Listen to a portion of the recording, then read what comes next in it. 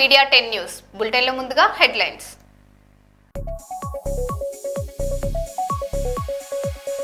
వరంగల్ జిల్లా ఖానాపూర్లో పులి సంచారం, ప్రజలు అప్రమత్తంగా ఉండాలని హెచ్చరిక.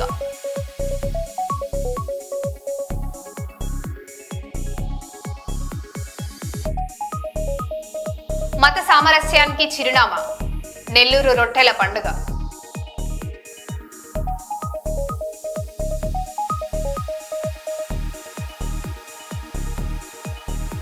విద్యార్థులకు Marwadi university best option, Telangana regional manager Om Prakash Mishra.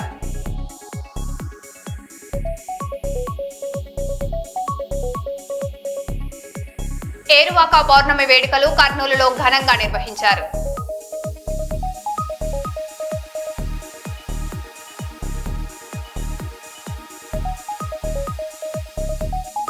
GWMC commissioner గా బాధ్యతలు స్వీకరించిన టి వెంకన్న.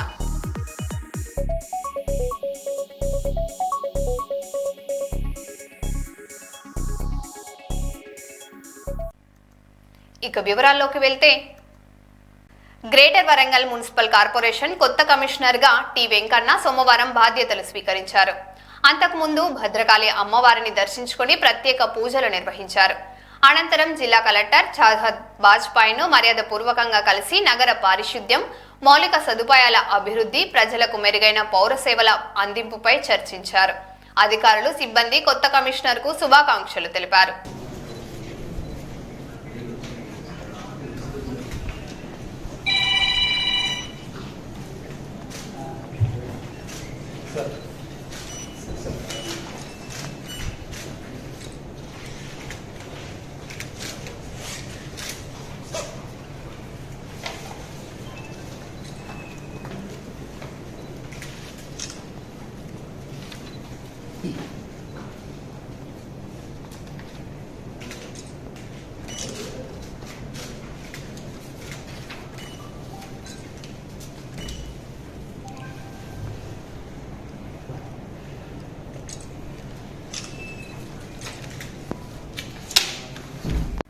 క్యాన్సర్ వ్యాధికి అత్యాధునిక చికిత్స ప్రస్తుతం అందుబాటులో ఉందని హైదరాబాద్ యశోద ఆసుపత్రి వైద్యుడు డాక్టర్ శ్రీకాంత్ తెలిపారు.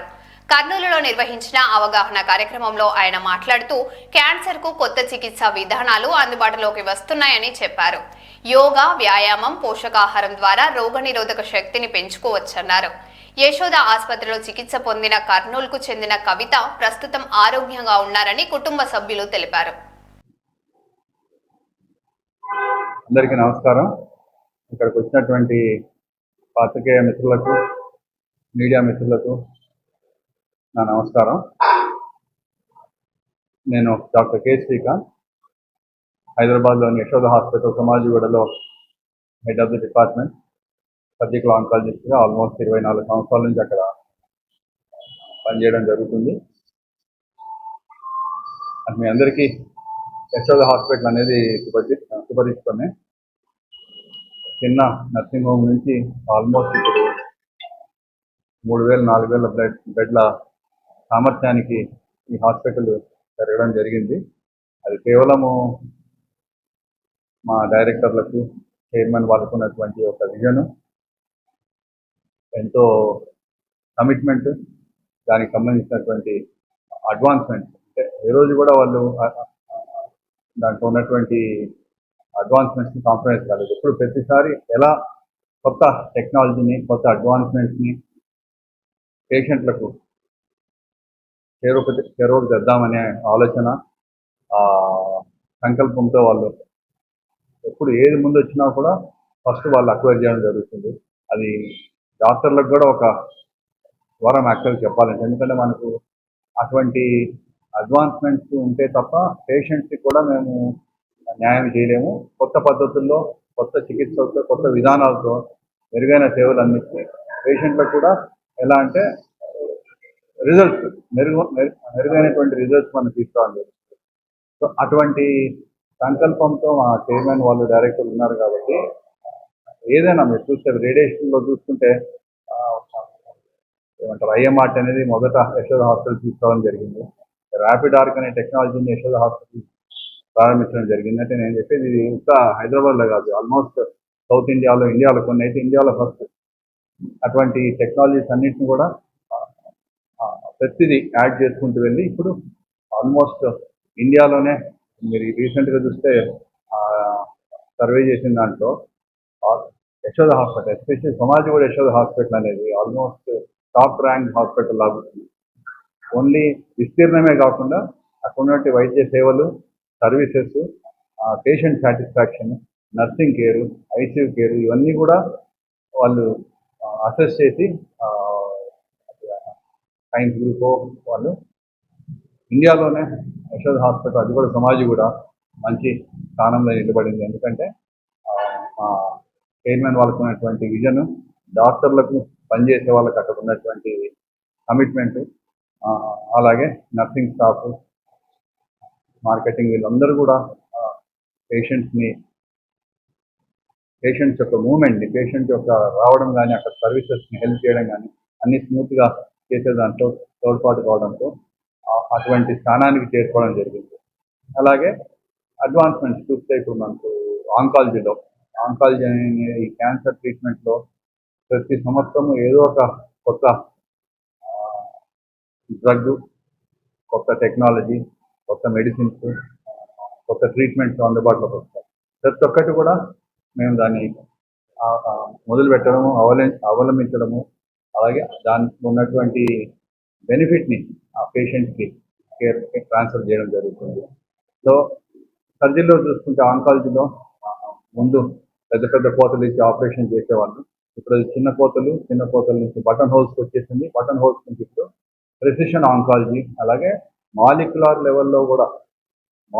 లెవెల్లో ఆ యొక్క క్యాన్సర్ని మనము డయాగ్నోస్ చేసి ఆ లెవెల్లో ఏ ట్రీట్మెంట్ ఇస్తే పేషెంట్కి లైఫ్ పెరుగుతుంది, క్యూర్ అవుతుంది అనే ఉద్దేశంతో అటువంటి అంత డీప్ లెవెల్ ఆఫ్ ఇన్వెస్టిగేషన్స్ చేసి మనం ట్రీట్మెంట్ పేషెంట్కి ఇవ్వడం జరుగుతుంది. సో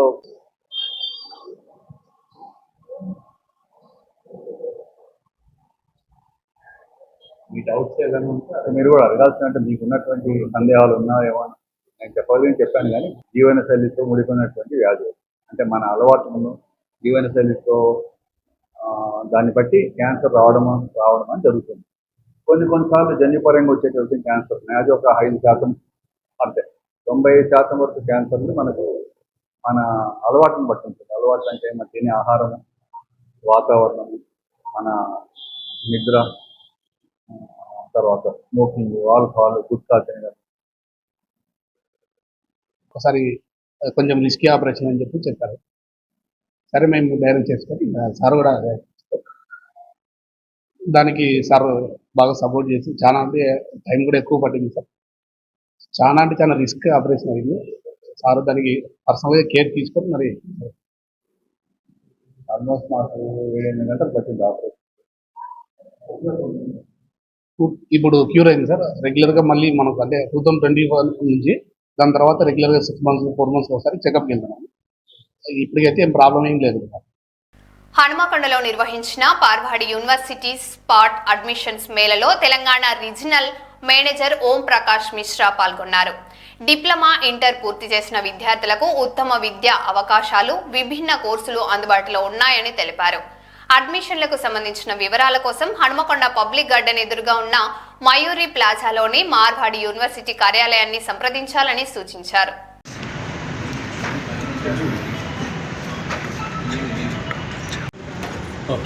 హాయ్ అండి, నా పేరు Om Prakash Mishra, admission manager for Telangana Marwadi university. So ఈరోజు హరిత కాకతీయ హోటల్ హన్మకొండలో స్పాట్ అడ్మిషన్ మార్వాడి యూనివర్సిటీ గురించి నడుస్తుంది. సో ఇక్కడ డిప్లొమా నుంచి పాస్ అయిన పిల్లలు లేదంటే ఇంటర్ నుంచి పాస్ అయిన పిల్లలు మన మార్వాడి యూనివర్సిటీలో డిఫరెంట్ బీటెక్ కోర్సెస్కి అడ్మిషన్ కోసం రావచ్చు. సో ఏదైనా లైక్ స్కాలర్షిప్ గురించి అయినా, అడ్మిషన్ రిలేటెడ్ క్వశ్చన్స్ అయినా, లేదంటే హాస్టల్ ఫెసిలిటీ అయినా ఏదైనా క్వశ్చన్స్ ఉన్నా పేరెంట్స్ కానీ స్టూడెంట్స్ కానీ ఈ హరిత అడిగి వాళ్ళ క్వశ్చన్కి ఆన్సర్స్ తీసుకోవచ్చు. యూనివర్సిటీ స్టాఫ్స్ కూడా ఇక్కడ అవైలబుల్ ఉన్నారు. మన వరంగల్ ఆఫీస్ మేనేజర్ మిస్ జ్యోతి కూడా అవైలబుల్గా ఉన్నారు. ఇన్ కేస్ ఎనీ పేరెంట్స్ ఇక్కడికి రాలేకపోతున్నారు ఈరోజు, so we have our own branch in Warangal Mayuri complex opposite to opposite to public garden. So అక్కడ వచ్చి కూడా వాళ్ళ క్వశ్చన్స్కి ఆన్సర్ తీసుకోవచ్చు. ఇలా ఎన్ని బ్రాంచెస్ ఉన్నాయి సార్ మీ? మొత్తం తెలంగాణలో మనకి 7 to 8 బ్రాంచెస్ ఉన్నాయి. ఇది బ్రాంచెస్ ఎలా అంటే it's not for admission purpose. ఎక్కడైతే మనకి 200+ అడ్మిషన్స్ అయింది ఆ పేరెంట్స్కి మనం సర్వీస్ కోసం ఆ బ్రాంచెస్ ఓపెన్ చేయడం జరిగింది. ఎందుకంటే అడ్మిషన్ తర్వాత 4 years దాకా 3 years దాకా పిల్లలు మన దగ్గర ఉన్నారు కాబట్టి సో పేరెంట్స్కి కూడా కొన్ని ప్రాబ్లమ్స్ రావచ్చు. సో దానికి సర్వీస్ కోసం ఈ బ్రాంచెస్ ఓపెన్ చేసినాం. సో ఇప్పుడు అడ్మిషన్ కోసం కూడా ఆ ఆఫీసెస్ వాడుతున్నాం. మీ పేరు సార్? ఓం ప్రకాష్ మిశ్రా. హైదరాబాద్ మేడిపల్లి పోలీస్ స్టేషన్ పరిధిలో గృహ ప్రవేశం జరిగిన ఇంటిపై అగంతులకు బీభత్సం సృష్టించారు. సుమారు 50 మంది దుండగులు రాళ్లు, కర్రలతో దాడి చేసి కార్లు, ఫర్నిచర్, ఇంటి సామాగ్రిని ధ్వంసం చేశారు. ఘటనను చిత్రీకరిస్తున్న జర్నలిస్టుపై కూడా దాడి చేసి గాయపరిచారు.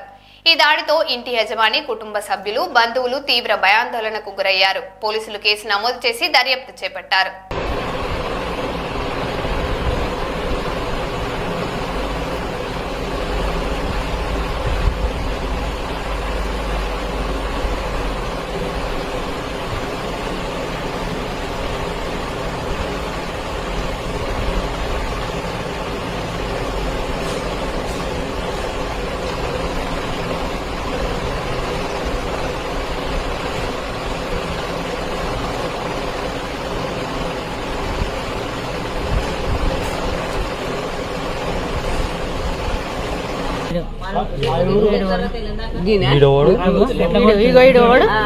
ఈ బ్లూ టీ షర్ట్ ఫోన్ ఎవరు అందుకుంటారు? ఈడ ఫస్ట్ ఈయన కొట్టాల ఈడ ఆడే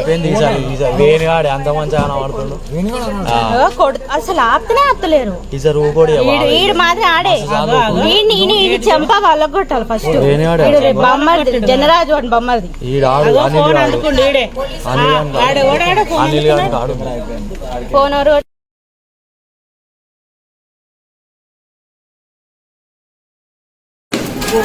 ఏ కొట్ట ఇవాళ పోతా రేపు పొద్దున మీ సంగతి చూస్తా.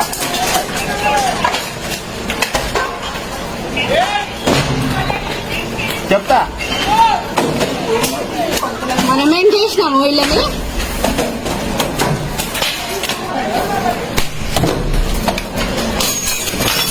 అరే నువ్వు జనరాలు బలం చేస్తావు. అరే నువ్వు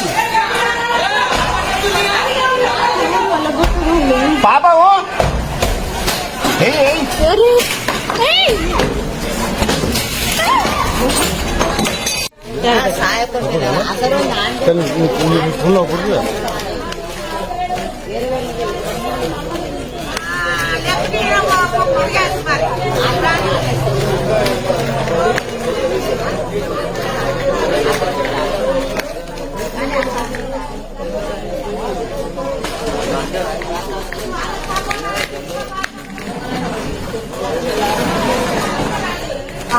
ఆపురంటాడు ఇంకెక్కువ కొడుతున్నారు తాగిరు కాబట్టి.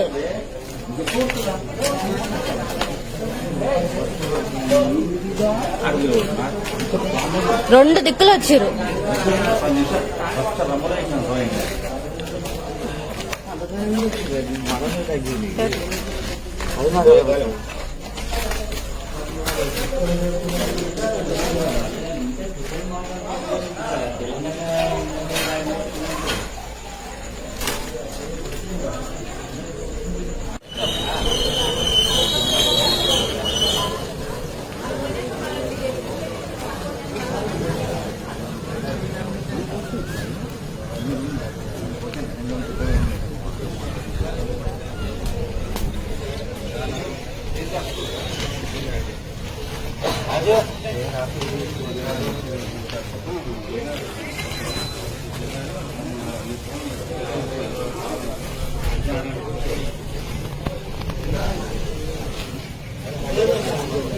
కానాపురం గ్రామ పరిసరాల్లో పులి సంచారం ఉన్నట్లు సమాచారం రావడంతో అధికారులు ప్రజలను అప్రమత్తంగా ఉండాలని హెచ్చరించారు.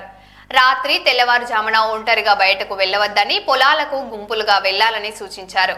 పశువులను బయట కట్టవద్దని, పిల్లలను ఒంటరిగా పంపవద్దని తెలిపారు. పులి కనిపిస్తే వెంటనే అటవీ శాఖ 1926 లేదా పోలీసులకు 100కు సమాచారం ఇవ్వాలని అధికారులు విజ్ఞప్తి చేశారు.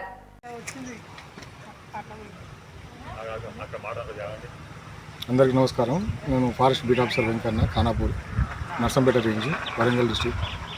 ఈరోజు ఉదయం మాకు అందిన సమాచారం ప్రకారం 5 గంటలకు వచ్చిన సమాచారం ప్రకారం మేము ఖానాపూర్ నుంచి కొత్తూరు వెళ్ళే దారిలో చిరుతపులి ఒక పులి అంటే పులిలాగా సంచరిస్తున్నట్టు మాకు న్యూస్ అంటే ఇన్ఫర్మేషన్ సమాచారం అందడం జరిగింది. ఈ ఇన్ఫర్మేషన్ ప్రకారం మేము ఈ ఏరియాలో సంచరిస్తుండగా అడుగుజాడలు అవుపించాయి. సో దాన్ని మేము ఒక ఏది కన్ఫర్మ్ చేయలేకపోయినాం. అందులోనే ఈ కొత్తూరులో ఉన్న ఒక మిల్లు దగ్గర సీసీ ఫుటేజ్ కెమెరా ట్రాపింగ్లో చూసాము మేము. అది చిరుతపులిగా కన్ఫర్మ్ చేశాము. ఇది 2 hours అడవిలోకి ఆల్రెడీ వెళ్ళిపోయి ఉంటుంది. మార్నింగ్ 5-5:30 ప్రాంతంలో అంటే ఆల్రెడీ అడవిలో వెళ్ళిపోయి ఉంటుంది. ఎందుకైనా మంచిది ఈ దగ్గరపాటులో ఉన్న గ్రామ పంచాయతీ కొత్తూరు, రంగాపూరు, మన్బోత్లగడ్డ, బండమైంది మారుతండ, అటు టేకులతండ, బుధరావుపేట ఈ గ్రామస్తులు కొంచెం అప్రమత్తంగా ఉండాలి. ఆల్రెడీ వెళ్ళిపోయి ఉంటుంది. ఎందుకైనా మంచిది సాయంత్రం వేళల్లో త్వరగా ఇంటికి వచ్చేటట్టు మన ప్రజలు ఇంటికి వచ్చేటట్టు ఉంటే బాగుంటుంది. ఇంకోటి ఏంటంటే అడవి ప్రాంతంలో కానీ దగ్గరలో పంట పొలాల చుట్టూ ఏమైనా కరెంటు పెట్టకుండా ఏమైనా ఉచ్చులు పెట్టకుండా ఉంటే మంచిది అని మేము కోరుకుంటున్నాం. ఉద్యోగం ఉపాధి పేరుతో మోసగాళ్ల వలలో పడవద్దని పద్మశ్రీ డాక్టర్ రాజేంద్ర ప్రసాద్ ప్రజలను హెచ్చరించారు. Visakhapatnam police commissioner doctor Shankhabrata Bagchi IPS concept and execution లో రూపొందించిన ఈ అవగాహన మీడియాకు కర్రి బాలాజీ రచన, దర్శకత్వం వహించారు. ఉద్యోగుల పేరుతో జరుగుతున్న మోసాలపై అప్రమత్తంగా ఉండాలని, అనుమానాస్పద ఆఫర్లను వెంటనే పోలీసులకు తెలియజేయాలని సూచించారు. I'm impressed. You are selected. నీకు 6 నెలలు ట్రైనింగ్ పీరియడ్. ఈ ట్రైనింగ్ పీరియడ్లో నీకు స్టైఫండ్ వస్తుంది. మొత్తం సంవత్సరానికి నీ ప్యాకేజీ 4 lakhs. 4 lakhs? అంత తక్కువ ప్యాకేజ్కి నేను చేయలేను సార్. నాకు చాలా వెబ్సైట్స్లో వేరే జాబ్ ఆఫర్స్ ఉన్నాయి. అన్నిట్లో 10 lakhs కంటే ఎక్కువ ప్యాకేజ్. మీది పెద్ద కంపెనీ కదా అని మీ దగ్గర ట్రై చేద్దామని వచ్చాను అంతే. Excuse me sir. Yes, the board meeting is ready. Coming. చూడు, నీకు జాబ్ రాగానే రెజ్యూమ్ అప్లోడ్ చేయమని కాల్ వచ్చిందా? Yes sir. Follow me. వాళ్ళ కంపెనీ వెరిఫికేషన్ లిస్ట్లో నువ్వు షార్ట్ లిస్ట్ అయ్యావని, నువ్వు వెరీ టాలెంటెడ్ అని జాబ్ డీటెయిల్స్ చెప్పి గుడ్ శాలరీ ఆఫర్ చేసి ఉంటారే. Yes sir. విదేశాల్లో అయినా సరే జాబ్ చేయడానికి మీరు రెడీగా ఉన్నారా అని అడిగారా? అవును సార్. నా పాస్పోర్ట్తో పాటు నా పూర్తి వివరాలు వాట్సాప్ ద్వారా పంపించాను. నువ్వు చాలా స్పీడ్గా ఉన్నావయ్యా. అయితే నీకు ఆఫర్ లెటర్ కూడా వచ్చి ఉంటుంది with good package. Super, congratulations. Sir 1 minute please. చూడు తేజ, ట్రైనింగ్ ఛార్జెస్ అని, ఎంప్లాయ్ ప్రొఫైల్ ఫీ అని, కన్ఫర్మేషన్ ఫీ, వెరిఫికేషన్ ఫీ అని, వీసా ప్రాసెస్ ఛార్జెస్ అని, ఇలా వివిధ రకాలుగా డబ్బు చెల్లించమని అడుగుంటారే. Yeah correct sir. Already 50% payment కూడా చేసేసాను. మిగతా 50% రెడీ చేసుకుంటున్నాను. ఓరి వెర్రి నాగన్నా, సైబర్ నేరగాళ్ళు నీకు వల వేశారు. నువ్వు పూర్తిగా డబ్బు కట్టావనుకో, the number you are trying to reach is currently switched off అని వస్తుంది. తర్వాత నీ జాబ్ రాదు, డబ్బులు రావు. వాట్? ఏంటి షాక్ అయ్యావా? కొంచెం మంచిలు తాగు. అక్కడ పెట్టి నన్ను ఫాలో. అది కాకపోతే పార్ట్ టైం జాబ్. ఇంట్లో కూర్చొని టాస్క్లు చేసుకున్నా చాలు, బాగా డబ్బులు సంపాదించవచ్చు. మీరిచ్చే ప్యాకేజ్ కన్నా అదే బెటర్. ఓహో అలాగా. అన్నోన్ వాట్సాప్ కాల్ నుంచి ఫోన్ వచ్చి మీరు రోజుకి 2,000 దగ్గర నుంచి 4,000 వరకు సంపాదించుకోవచ్చని చెప్పుంటారే. అవును సార్. మొదటిగా ఫ్రీ టాస్క్ అని చెప్పి యూట్యూబ్కి లైక్, షేర్ అండ్ సబ్స్క్రైబ్ చేయమని, హోటల్స్కి రివ్యూస్ ఇవ్వడమే టాస్క్ అన్నారా? యా. ఎక్స్క్యూజ్ మీ, ఆన్లైన్లో పార్ట్ టైం జాబ్స్ గురించి జరిగే ఫ్రాడ్స్ గురించి చెప్పండి. Sir, e commerce, Amazon, Flipkart, ఈబేలో ఉన్న ప్రొడక్ట్స్కి రేటింగ్ ఇవ్వటం సార్. సినిమా రివ్యూస్ ఇవ్వడమే టాస్క్ గా చెప్తారు. ఎవరైతే రెస్పాండ్ అవుతారో వాళ్ళని టెలిగ్రామ్ యాప్ లో జాయిన్ అవ్వమని చెప్తారు. బాధిత యొక్క bank account, pan card, passport size ఫోటోలు పంపమని అడుగుతారు. అలా వలలో పడిన వ్యక్తులకి ఫ్రీ టాస్కులు అవ్వగానే ప్రీపెయిడ్ ట్యాక్సులని డబ్బులు కట్టించుకుంటారు. డబ్బులు కట్టిన వ్యక్తులు విఐపి మెంబర్స్గా జాయిన్ అయితే మరింత కమిషన్ వస్తుందని చెప్పి విఐపి గ్రూప్స్లో యాడ్ చేసి మరిన్ని డబ్బులు కట్టించుకుంటారు. మీరు టాస్కులు పూర్తి చేసినా సరిగ్గా పూర్తి చేయలేదని, మీరు కట్టిన డబ్బులు తిరిగి వెనక్కి రావాలన్నా మళ్ళీ డబ్బులు కట్టాలని కట్టించుకుంటారు. అలా నువ్వు డబ్బులు కట్టాల్సిందే తప్ప నువ్వు ఎన్ని టాస్క్లు చేసినా సరే నీకు డబ్బులు రావు. తిరిగి రావు. ఇంత మోసమా? It's true. నీకు ఉద్యోగం ఇచ్చేవాడు కావాల్సింది నీ డబ్బు కాదు, నీ టాలెంట్. సార్ ఇప్పుడు నాకు చాలా బాగా అర్థమైంది సార్. ఏమర్థమైంది? డబ్బులు అడిగే కంపెనీలని బోగస్ కంపెనీలని, డబ్బులు ఇచ్చే కంపెనీలోనే జాయిన్ అవ్వాలని. మరి నా జాయినింగ్ లెటర్ ఇస్తారా sir? Beware of job frauds. దేశవ్యాప్తంగా నిరుద్యోగులను దోచుకు తినే దొంగలు ఎక్కువయ్యారు. ఆన్లైన్ జాబ్స్ అని, టాస్క్లని, పార్ట్ టైం జాబ్లని ఇంటి దగ్గరే కూర్చుని సంపాదించుకోవచ్చు అని చెప్పి మోసగించే సైబర్ నేరగాళ్ల బారిన పడకుండా జాగ్రత్త వహించండి.